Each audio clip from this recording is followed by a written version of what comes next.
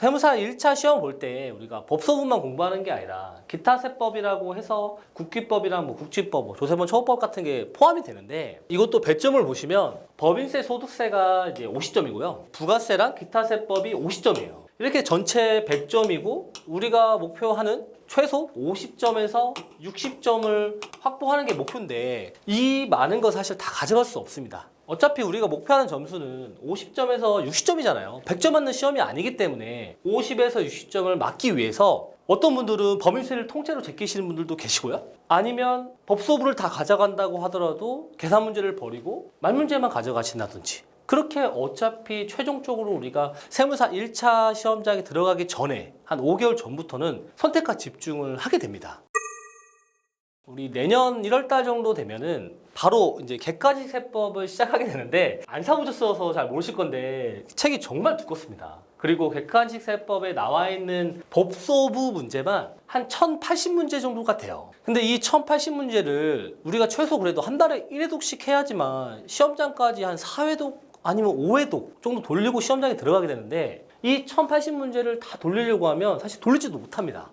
그래도 뭐 최대한 많이 가져가고 싶다, 법소부 뭐 계산 문제 다 가져가고 싶다고 하더라도 사실은 법인세법에서 합병부터 연결 납세 방식에 관련된 부분, 그 다음에 소득세에서 퇴직소득, 양도소득세, 그 다음에 동업기업 과세특례는 사실 1차생들은 과감하게 버리셔도 괜찮아요. 아무리 내가 합병, 연결, 퇴직, 양도, 동업기업 과세특례를 지금 열심히 공부를 하신다고 하더라도 내년 사실 상반기 되잖아요. 이런 거 볼 시간 없습니다, 사실은. 그 시간 아껴서 법소부 다른 말문제 보셔야 되고요. 기타 세법을 달달달달 외우는 게 오히려 세무사 1차 합격을 위해서 더 필요한 거예요. 그래서 제가 말씀드린 빨간색으로 쳐 있는 문제들만 버려도 1080문제에서 200문제가 줄어서 한 800문제 정도대로 돼요. 사실 저는 이 800문제도 사실 많다고 생각합니다. 더 줄일 수 있다면 더 줄여서 선택과 집중을 하셨으면 좋겠습니다.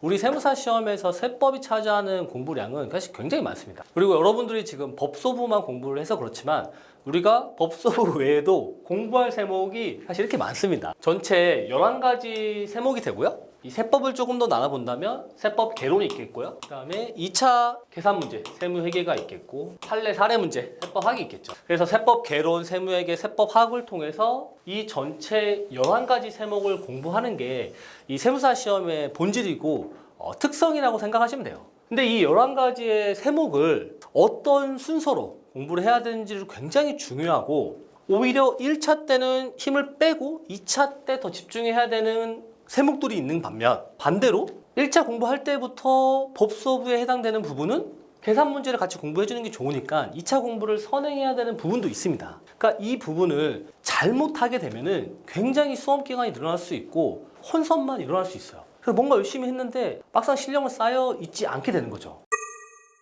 지금 열심히 공부하고 계시는 세법 개론부터 제가 좀 말씀드려보면, 세법 개론에는 우리 책 보면은 법소부 있고 상징도 있죠. 그리고 세법 개론 강의 들어보면 상징세도 포함되어 있잖아요. 근데 정확하게 말씀드리면 세법 개론과 세법 강의에는 법소부 상징세가 들어가 있지만 상징세는 세무사 1차 시험 범위에 들어가지가 않아요. 이 상징세는 회계사들은 1차 시험 범위에 들어가요. 그렇다 보니까 세법 개론에도 상징세가 들어가고 세법 강의에도 상징세가 들어가 있어요. 근데 우리 세무사 1차 시험 범위에는 들어가진 않습니다. 반대로 이 상징세가 세무회계에 들어가 있죠? 그 다음에 세법학 일부에 들어가 있죠. 그러니까 지금 1차 공부할 때부터 상징세까지 해야 되는 게 아닌가요? 그렇게 생각할 수 있거든요. 절대 그렇게 하시면 안 됩니다.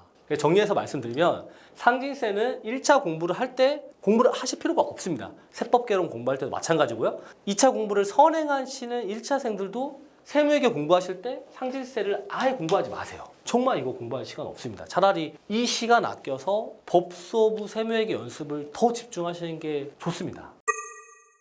우리 세법 개론 공부할 때 소득세에 양도소득이랑 퇴직소득 들어가 있잖아요. 사실 이것도 상징세랑 좀 비슷합니다. 소득세에 들어가 있는 양도소득이랑 퇴직소득은 사실 1차 시험 범위에 들어가요. 근데 내년 상반기가 됐을 때 우리가 본격적으로 객세 돌리고 할 때 1차생들은 양도소득세랑 퇴직소득세를 가져가지를 못해요. 왜냐하면 앞에서 말씀드린 것처럼 객관식세법 공부할 양이 엄청 많기 때문에 좀 줄이셔야 됩니다. 극단적으로 소득세, 양도소득세랑 퇴직소득세 공부할 시간에 기타세법, 국기법도 공부하셔야 돼요. 그게 오히려 1차 합격하는데 훨씬 효과적이거든요. 그리고 마지막으로 양도세는 매년 개정되는 게 너무 많아서 사실 1차생이 공부하시기 굉장히 어려워요. 오히려 그 부분은 과감하게 좀 양을 줄이셨으면 좋겠고요. 세법 개론 공부할 때도 마찬가지고 세무회계 공부할 때도 마찬가지예요.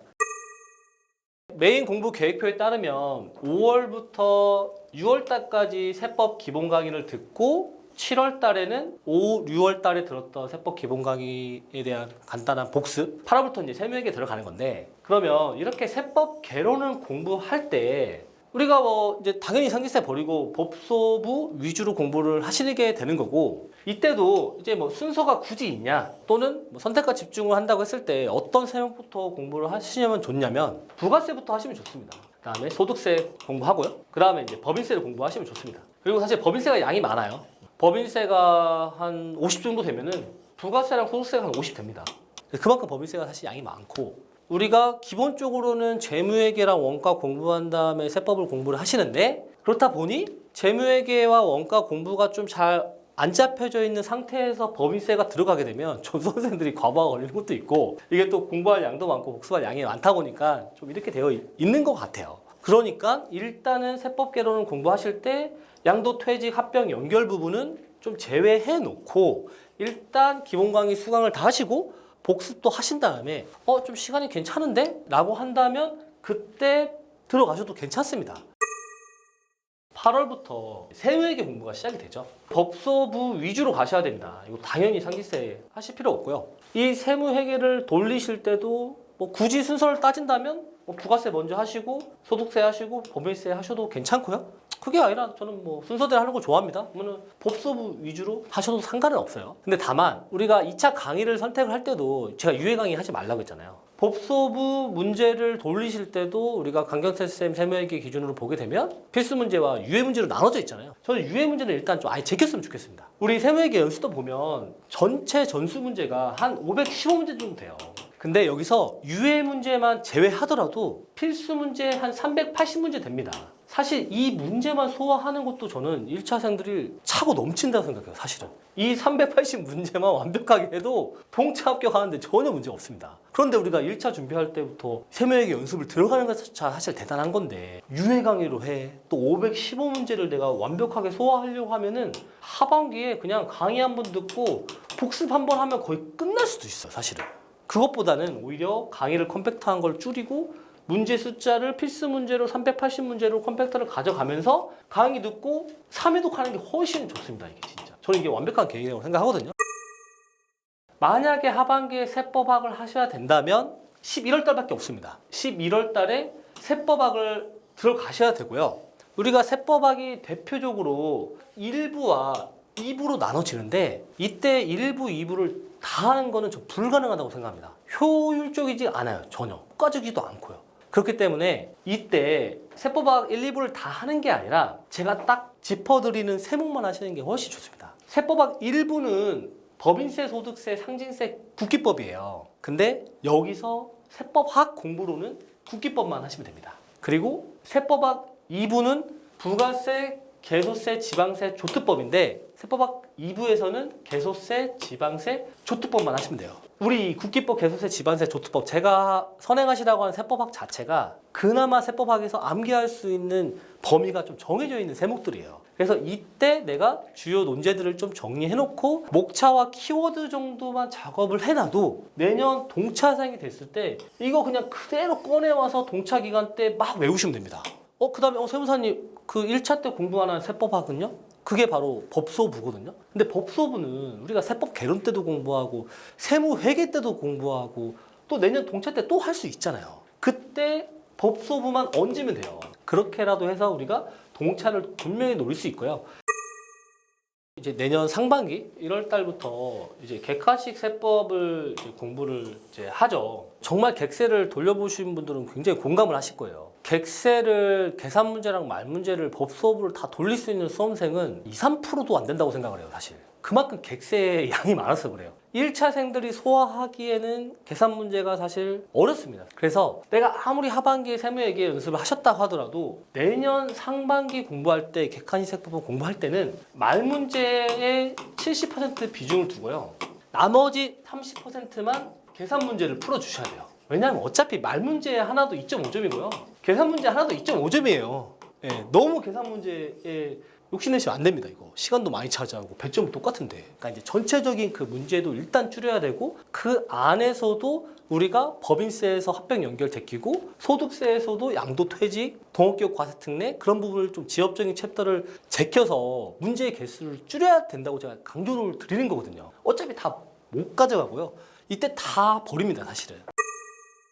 그리고 우리가 이제 여기서 말씀 안 드린 세목 있죠? 바로 1차 과목 중에 이제 기타 세법이 있습니다. 국기법, 국진, 국조, 조처법. 이거를 또 이제 학원 사이트나 들어가면 기타 세법 공개 특강이 좀 빨리 올라가 있는 학원들도 꽤 있어서 그거를 지금부터 준비해야 되는 거에 아닌가라는 수험생들도 계세요. 근데 기타 세법은 내년 3월 달에 시작하셔도 충분합니다. 공부할 양이 상대적으로 그렇게 별로 안 되거든요. 요약되어 있는 얘기들을 반복 숙달하시면서 화장실 갈 때도 공부하시고 밥 먹을 때도 공부하시고 계속 그냥 말 문제 풀어보시면은 그래도 뭐 충분히 소화를 할 수 있거든요. 그렇기 때문에 이 기타 세법을 지금부터 공부하실 필요는 전혀 필요가 없습니다. 그리고 기타 세법이라는 거는 1차 패스할 때만 필요한 세목이거든요. 1차 패스한 이후에는 2차 때는 아예 쓸모가 없는 세목이에요.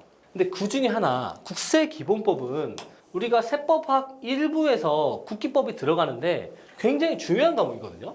그래서 어떻게 생각하면 내년 3월 달에 기타 세법을 공부할 때 이 국기법은 조금 열심히 해두면 좋습니다. 이때 공부하실 암기 양을 좀 많이 소화를 해주시면 이거 내년 동차할 때도 세법학 공부할 때 국기법 도움 많이 되거든요. 유예 때도 마찬가지고요. 그래서 기타 세법에서 국기법 중요하고요. 우리가 세법 공부를 시작할 때, 세법 개론을 시작할 때 법소부를 공부를 하시죠. 근데 세법 개론을 통해서 법소부를 완벽하게 이해하고 또 암기하는 건 굉장히 어렵습니다. 그렇기 때문에 법소부는 반드시 세무회계를 통해서 세법 개론 공부도 같이 하셔야 된다고 제가 생각을 하는 거고요. 그런데 어찌됐든 세무회계는 2차 과목이니까 좀 공부 범위를 줄이자. 공부를 하더라도 1차 합격하기 위한 포커스에 맞춰서 2차 공부를 해야 되는 게 맞아요. 그 다음에 전수 문제 다 풀지 마시고 380문제만 푸세요. 완벽히 소화해내면서 세법 개론에 들어가 있는 기본 내용과 산식을 이해하시는 게 도움이 됩니다. 그리고 세법 개론을 공부하실 때 상징세는 아예 하지 말라고 제가 말씀드렸잖아요. 상징세는 우리 세무사 2차 시험 범위에 들어가지도 않는다고. 그리고 이 상징세는 우리가 나중에 2차생이 됐을 때 동차생들은 어차피 세무회계 상징세 가져가지도 못해요. 그리고 유예생이 됐을 때도 상징세 가져가는 유예생들 열에 한두 명밖에 안 됩니다. 근데 반대로 상징세는 세법학에서는 중요하거든요.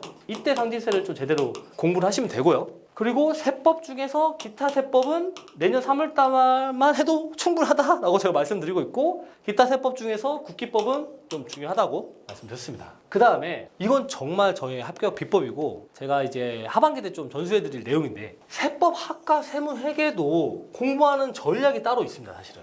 우리 세법학 과목이 세무회계랑 겹치는 거는 이제 법소부가 겹치죠. 세법학 과목 중에서 세무회계랑 겹치지 않는 과목 국기법, 개소세, 지방세, 조특법 이렇게 있죠. 그러면 세법학 과목이 총 8과목인데 이 세법학 공부할 때도 세법학 1부 따로, 세법학 2부 따로 그렇게 공부하시면 안 돼요.